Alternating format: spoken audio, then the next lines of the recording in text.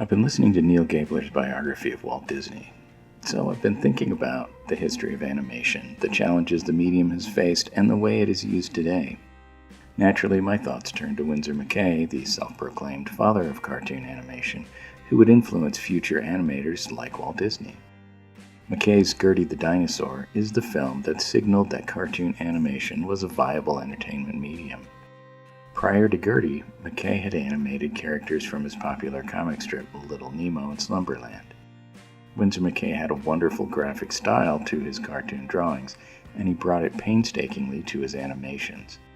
McCay was essentially making up the animation process as he went along, which makes the detailed nature of his animation so impressive when compared to later animations in light of McCay's beautiful style. It is surprising to me that the several feature films based on Little Nemo have abandoned McCay's cartoon style and design in favor of contemporary styles and storytelling. One exception is the music video for Tom Petty and the Heartbreakers' Runnin' Down a Dream.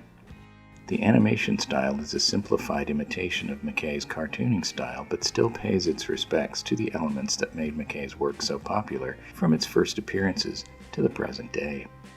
For a song titled Running Down a Dream, the imagery of Windsor McCay makes perfect sense.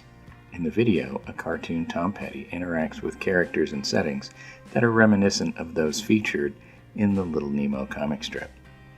My only serious complaint is that the video does not end with the Tom Petty character, either cartoon or live action, waking up from the dream having fallen out of bed or tangled in the sheets, as was the traditional conclusion of each Little Nemo strip. An interesting little bonus is seen early in the video, where the Hatter and Alice from the Lewis Carroll stories float past in a basket suspended from several balloons. This is an homage to a previous Heartbreakers video for the song Don't Come Around Here No More. I've often thought that Tom Petty was a master of the music video. By master, I not so obviously mean that he listened to people who were masters of music video and often did what they recommended. Tom Petty and the Heartbreakers have some good music videos where the audio and the visuals work well together, making each component supportive of the other. The music makes the action of the video more compelling, and even the memory of the visuals makes listening to the song just on its own more enjoyable. So, getting back to the video for the song Don't Come Around Here No More. First of all, the song's title was inspired by something said by musician Stevie Nicks of Fleetwood Mac to musician Joe Walsh of the Eagles, and overheard by musician Dave Stewart of the Eurythmics. Stewart thought the line would make for a good song. Ultimately, the song was composed by Dave Stewart and Tom Petty and performed by Tom Petty and the Heartbreakers with Dave Stewart on the electric sitar. Or is it pronounced sitar?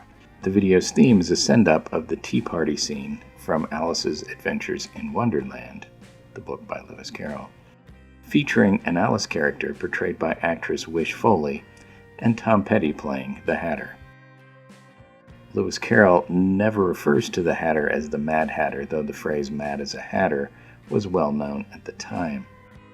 The rest of the partygoers are not based on recognizable Wonderland or Through the Looking Glass characters, and are performed by the Heartbreakers and three unidentified actresses wearing form-fitting black and white costumes and wild hairstyles. Dave Stewart appears at the beginning of the video as the hookah-smoking caterpillar, who in this version also plays the sitar, or sitar.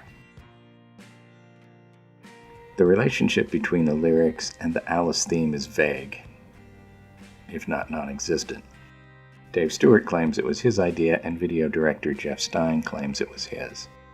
In either case, Stein pairs the music and the action brilliantly, somewhat obscuring the lack of lyrical connection to the visuals.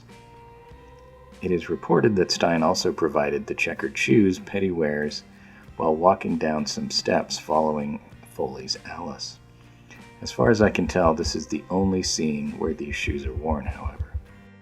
Near the end of the video, after suffering a variety of indignities at the hands of the Hatter and others, Alice is lying on a table where her torso is cut up and served like cake. Slices of Alice were played by an actual cake.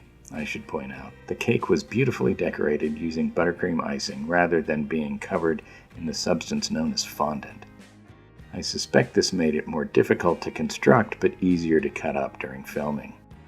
Another reason for using buttercream is because fondant hadn't really caught on yet in the US. In a conversation I had with the late great cake designer Carrie Vincent, she said she was one of the cake artists who introduced and helped popularize fondant in the United States around the mid-1990s, almost a decade after the Heartbreakers video was released. But fondant or no fondant, cake or no cake, the eating of Alice in a music video is cited as invoking the concerns of Tipper Gore and the Parents Music Resource Center. Gore, a former Second Lady of the United States, and her organization are the folks who encourage the record companies to attach the explicit content warnings on their packaging. Unlike the adaptations of Windsor McCay's work, references to Lewis Carroll's Alice in Wonderland, or Alice's Adventures in Wonderland, and Alice Through the Looking Glass never stray far from the illustrations of Sir John Tenniel, who was Carroll's choice for illustrator of his books.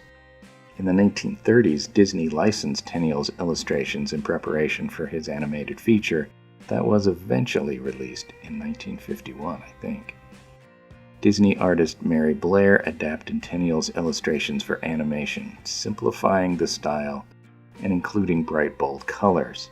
Still, the influence of Tenniel's drawings is inseparable from Alice's adventures.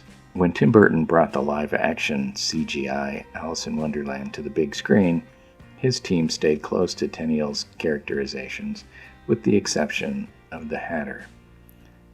At the time, many people fell in love with Johnny Depp's portrayal of the Hatter, possibly because the Hatter was a lot more attractive than Tenniel's Hatter, in spite of or because of some digital distortions of Depp's face, particularly the eyes.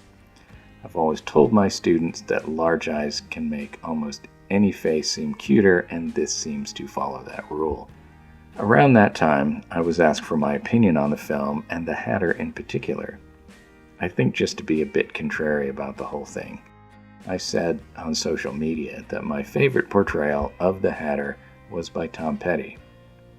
Expecting some pushback, I was surprised when, rather than argue, most people were very positive, saying they loved the music video back in the day. Any who were cake decorators also mentioned the Alice cake. And that whole incident was the impetus for this drawing, which I've worked and reworked a couple of times over the years. I would say that this current version is still rough and incomplete, though. It should really have Dave Stewart's caterpillar, and I need to figure out how to work Louise Foley's Alice into the design, or not. The original concept for the drawing was from Alice's point of view. Looking at the drawing, it does feel like she's excluded, however.